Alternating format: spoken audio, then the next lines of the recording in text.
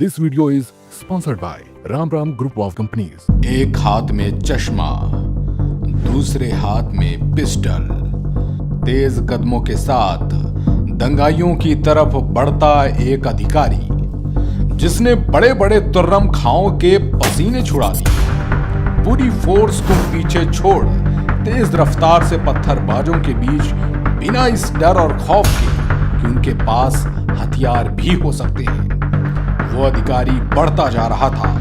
महज 7 सेकंड की वीडियो ने उत्तर प्रदेश के पुलिस प्रशासन में हड़कंप मचा दिया था, क्योंकि जिस तरह के हालात बने हुए थे उसे देखकर लग रहा था कि वो शहर कई दिनों तक धड़केगा। लेकिन उस अधिकारी के हौसले ने एक शहर को जलने से बचा लिया था। ये अधिकारी हैं अमिताभ यश, Uttar Pradesh special task force के चीफ।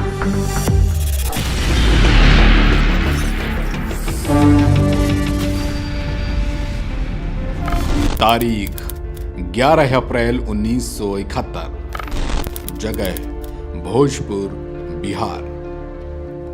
बिहार कैडर के एक बड़े अधिकारी रामयश सिंह के यहां एक बच्चे का जन्म हुआ।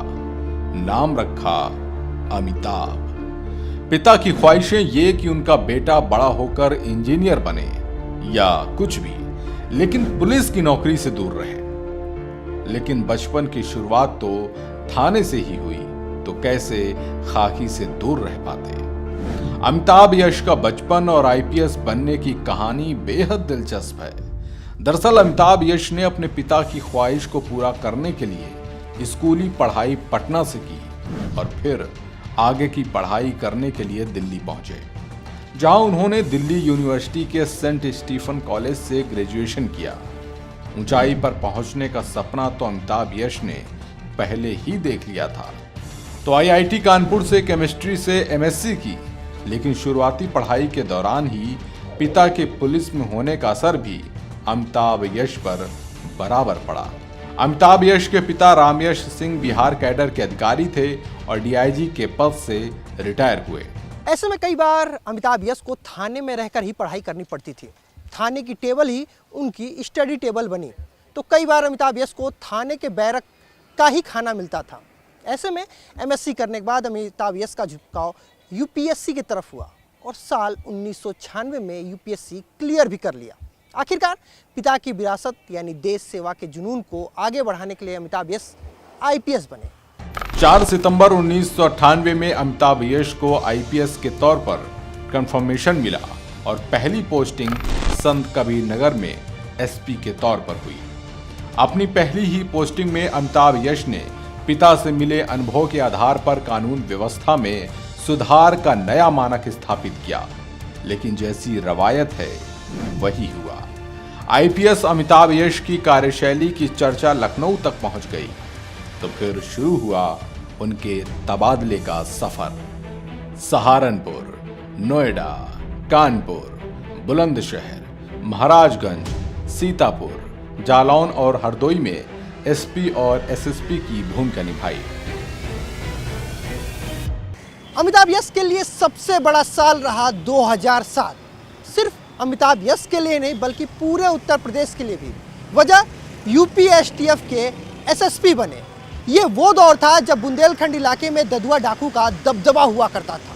हालात ये तक बन गए थे कि पुलिस वाले भी ददुआ से खौफ खाते थे। उत्तर प्रदेश में सरकार बदल चुकी थी। मायावती के नेतृत्व में बीएसपी की सरकार बनी। ऐसे में एक बड़ा ऑपरेशन शुरू किया गया। तारीख 22 जुलाई 2007। इस तारीख ने आईपीएस अमिताभ यश का कद उत्तर प्रदेश पुलिस प्रशासन से लेकर पूरे देश में कई गुना बढ़ा दिया था।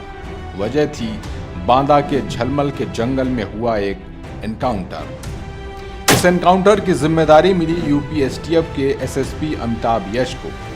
किसी को इस बात की उम्मीद नहीं थी कि ददुआ के आतंक का अंत अमिताभ यश अपनी टीम के साथ कर पाएंगे, क्योंकि इससे पहले भी कई दफा इस तरह की कोशिशें की गई थी, लेकिन ददुआ गच्चा देकर निकल जाता था। लेकिन इस बार ऐसा हुआ नहीं। ददुआ के एनकाउंटर के लिए खास प्लान तैयार किया गया था। उनके लिए मुखबरी करने वालों को झांसा दिया गया था कि एसटीएफ के निशाने पर ददुआ नहीं है, जिससे ददुआ डाकू निश्चिंत हुआ और अमिताभ यश अपनी टीम के साथ धीरे धीरे उसे घेरते चले गए। फिर क्या, जब एसटीएफ के चक्रव्यूह में ददुआ फंस गया तो गोलीबारी करने लगा और फिर एसटीएफ ने ददुआ डाकू का एनकाउंटर कर दिया। मायावती को सबसे सख्त प्रशासक के तौर पर जाना जाता है, लेकिन कम ही लोग जानते होंगे कि उनकी ये पहचान ददुआ डाकू के एनकाउंटर के बाद ही बनी थी, जिसके पीछे जाबाज और बहादुर अधिकारी अमिताभ यश का बड़ा योगदान रहा। क्योंकि ददुआ एनकाउंटर के बाद अमिताभ यश नहीं रुके और कुख्यात बदमाश ठोकिया को भी एनकाउंटर में मार गिराया। दरअसल गोली चलाना किसी के लिए भी आसान हो सकता है, लेकिन आईपीएस अमिताभ यश के लिए माना जाता है कि वो तभी बंदूक का ट्रिगर दबाते हैं जब बात हाथ से पूरी तरह फिसल जाती है, यानी जनता और अपनी टीम की सुरक्षा के लिए ही वो अपराधी पर गोली चलाते हैं। अमिताभ यश को एनकाउंटर स्पेशलिस्ट के तौर पर भी जाना जाता है। अब तक वो करीब 150 अपराधियों का एनकाउंटर कर चुके हैं, जिसमें 8 पुलिसकर्मियों की हत्या करने वाला विकास दुबे भी शामिल है। तारीख 3 जुलाई 2020, जगह बिकरू गांव, कानपुर। इस वारदात ने पूरे प्रदेश को हिलाकर रख दिया था, खासकर पुलिस विभाग को, क्योंकि 3 जुलाई की उस रात को बिकरू गांव में एक बदमाश विकास दुबे के घर पुलिस छापा मारने गई थी। ठीक उसी वक्त विकास दुबे और उसके गुर्गों ने पुलिस पर ताबड़तोड़ गोलियां चलाई, जिसमें 8 पुलिस वालों की मौत हो गई। इसके बाद तो उत्तर प्रदेश क्या, पूरे देश की पुलिस विकास दुबे को ढूंढ रही थी।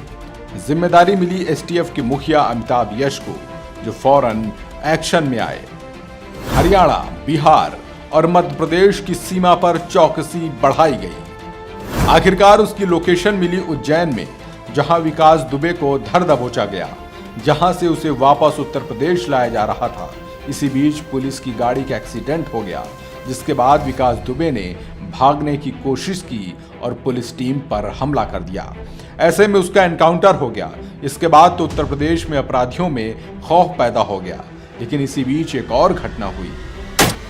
तारीख 24 फरवरी 2023, जगह प्रयागराज। विधायक राजू पाल हत्याकांड के गवाह उमेश पाल की सरेआम हत्या कर दी गई। इस हत्याकांड में 2 सुरक्षाकर्मी भी शहीद हो गए। इस हत्याकांड का आरोप अतीक अहमद के बेटे असद अहमद पर लगा। एक सीसीटीवी फुटेज भी सामने आया, जिसमें अतीक का बेटा असद और अतीक का करीबी गुड्डू मुस्लिम नजर आए और फिर शुरू हुई तलाश। सरगर्मियां तेज हो गई थी कि जैसे ही इस मामले की कमान एसटीएफ चीफ अमिताभ यश को मिली, वैसे ही तय हो गया था कि इस बार अपराध का साम्राज्य चलाने वाले अतीक के परिवार की खैर नहीं, और हुआ भी कुछ वैसा ही। तारीख 13 अप्रैल 2023, जगह झांसी। अपनी दहशत का साम्राज्य दशकों तक चलाने वाले अतीक अहमद को समेटने पर मजबूर कर दिया था। उमेश पाल हत्याकांड के आरोपी अतीक अहमद के बेटे को लेकर एक खबर आई। इसके बाद कोर्ट में अतीक अहमद फूट फूट कर रो पड़ा था। अमिताभ यश के हाथ में जब से एसटीएफ की कमान आई, तब से उत्तर प्रदेश में माफिया, गुंडे, बाहुबलियों के बुरे दिन शुरू हो गए हैं। यही नहीं, साल 2024 में अमिताभ यश को एडीजी लॉ एंड ऑर्डर बनाया गया। जहां भी कहीं कोई हालात बिगड़ने की स्थिति होती है, तब अमिताभ यश को ही भेजा जाता है। ऐसे ही हालात कुछ बहराइच में बने थे, जब एक धार्मिक यात्रा के बाद विवाद हुआ था। उत्पाती सड़क पर थे, हालात हाथ से फिसलते जा रहे थे, लेकिन जो कोई न कर सका वो काम आखिरकार अमिताभ यश ने कर दिखाया। कुछ ही घंटों के भीतर बहराइच में हालात काबू में ला दिए। अमिताभ यश एक मेहनती, ईमानदार और कर्मठ अफसरों में गिने जाते हैं। सरकार किसी की भी हो, अमिताभ यश अपनी कार्यशैली की वजह से हर सरकार के पसंदीदा अफसरों में शुमार रहे हैं। अमिताभ यश के पिता जहां बिहार कैडर के डीआईजी के पद से रिटायर हुए, तो वहीं उनके ससुर भी आईपीएस अधिकारी थे।